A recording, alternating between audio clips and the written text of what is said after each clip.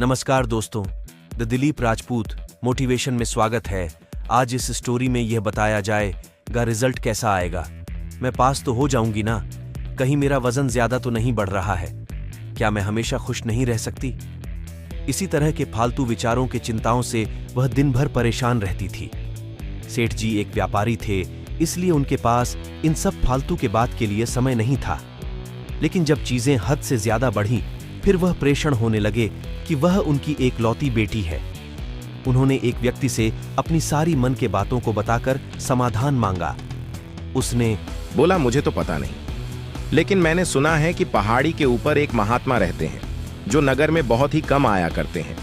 वह तभी आते हैं खासकर जब उन्हें किसी वस्तु की आवश्यकता होती है। वह बहुत ही कम लोगों से मिलते जुलते हैं और बहुत ही कम लोगों से बातचीत किया करते हैं।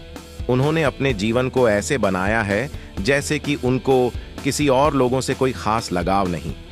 सेठ जी बोले, फिर उसमें मेरा क्या फायदा? मैं क्या करूंगा? उनके पास जाकर व्यक्ति बोला, जिंदगी में एक बात हमेशा याद रखना, जिनको इस दुनिया से कोई मोह माया नहीं होता, जिनको किसी से कोई खास लगाव नहीं होता, असलियत में वही दूसरों का दर्द सही से समझ सकते हैं और सही से मार्गदर्शन कर सकते हैं।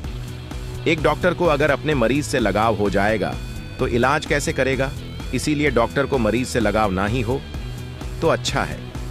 मोह लगाव, प्यार हमेशा इंसान के पैरों के जंजीर बनता है, इसीलिए मोह से परे रहना अच्छा है। तुम उनके पास बेशक जाओ और अपनी समस्या बताओ। मुझे उम्मीद है कि तुम्हारे सवालों का जवाब अवश्य देंगे।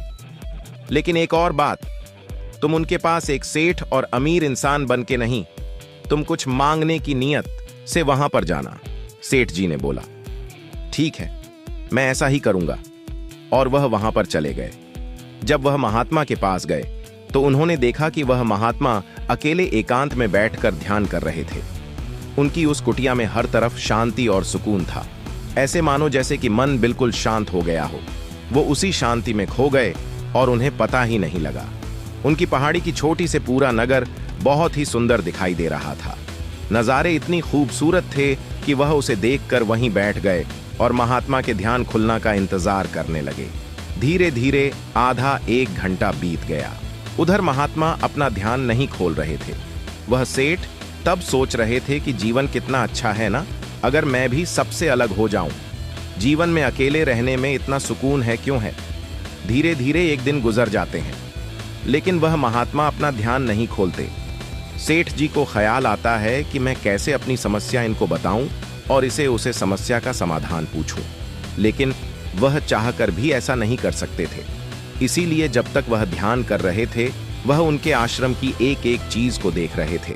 उनकी छोटी सी कुटिया, छोटा सा बिस्तर और खाने के लिए थोड़ा भोजन सामग्री। वह सोच रहे थे कि कोई जीवन में इतना सादा कैसे है? वैसे इस जीवन को जीने में भी क्या बुराई है?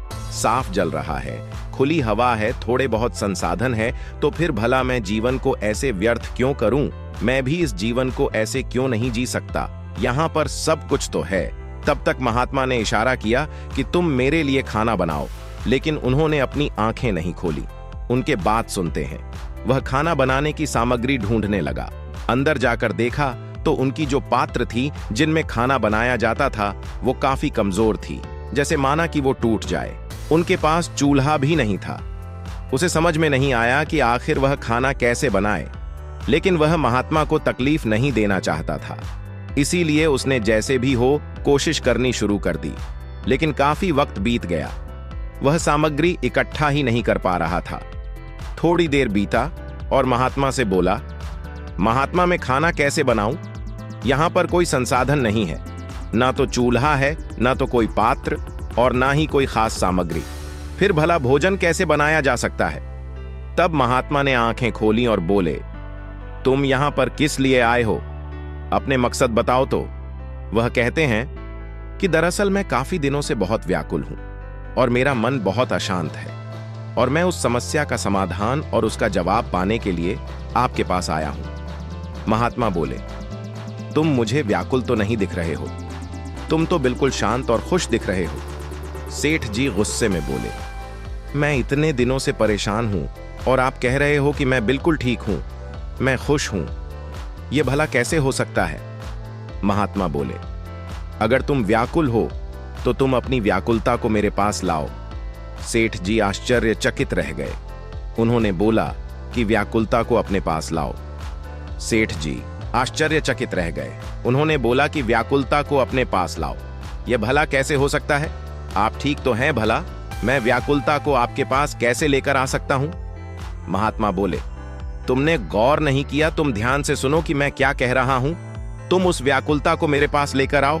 उसे इंसान का दिमाग भला क्या समझे।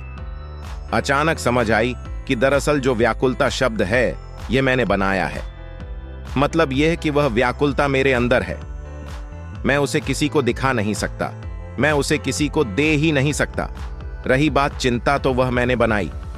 मुझे ऐसा लगता है कि मैं चिंतित हूं, मुझे ऐसा लगता है कि मैं परेशान हूं, लेकिन दरअसल यह सारी चीज उसके मन की है। जो बातें अभी घटी नहीं, उसके लिए अभी से परेशान होने की आवश्यकता नहीं। केवल उसके बारे में सोच जो इस समय अभी कट रही है। बुरे दिन कैसा भी हो गुजर जाते हैं, लेकिन यह बात सच है, सारी उपज आपकी मन की है। तो भला चिंता कर लेने से अब जिंदगी में क्या ही कर पाओगे, सिवाय और ज्यादा परेशान होने के। मैं देख रहा हूं, जब से तुम यहां पर आए हो कुछ ना कुछ करने की कोशिश कर रहे हो, लेकिन कोई भी काम तुम्हें ढंग से नहीं किया। तुम करना तो सब कुछ चाहते हो, लेकिन किसी भी काम पर तुम रुकते नहीं, क्योंकि चंचल मन की यही निशानी है। मन की चंचलता को रोकने के लिए उसे जंजीरों में बांधना जरूरी है। उसने पूछा, कैसे? महात्मा बोले, गौर से देखो तो जितनी ज्यादा सुविधा है, जितनी ज्यादा जीवन को तुम आसान बनाने की कोशिश करते हो, जीवन उतना ही मुश्किल होता जाता है। मुझे देखो, सब कुछ त्याग करके भी जीवन में कितना सुकून है, लेकिन तुम्हारे पास सब कुछ होते हुए तुम चिंतित हो। मैं यह नहीं कहता कि तुम सन्यासी बन जाओ और तुम भी हर एक चीज का त्याग कर दो, लेकिन मैं यह कहता हूं, ज्यादा मत सोचो, हद से ज्यादा चिंता मत करो। सेठ जी बोले, हे महात्मा, मुझे आप क्षमा करें। अब मुझे सब समझ आ गया है। आपने मेरी आंखें खोल दी हैं।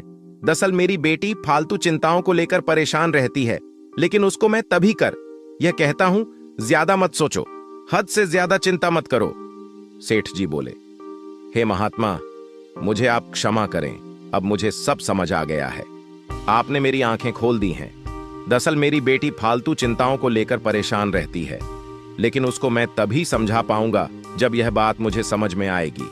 लेकिन अब मैं हूं कि अनावश्यक चिंता और कभी कभी भविष्य के बारे में बहुत सारी कल्पनाएं करना हमारे दुखों का कारण बनती है। आज मैं जीना सही है और कल से ज्यादा उम्मीदें ना पालना और आज में मेहनत करना, यह जीवन जीने का अच्छा उदाहरण है। सच यह भी है कि आप जिंदगी में जितना भी पालो वह कम ही है और हमें कम लगता भी है। इसीलिए आज मेहनत करो और कल की ज्यादा छोड़ दो।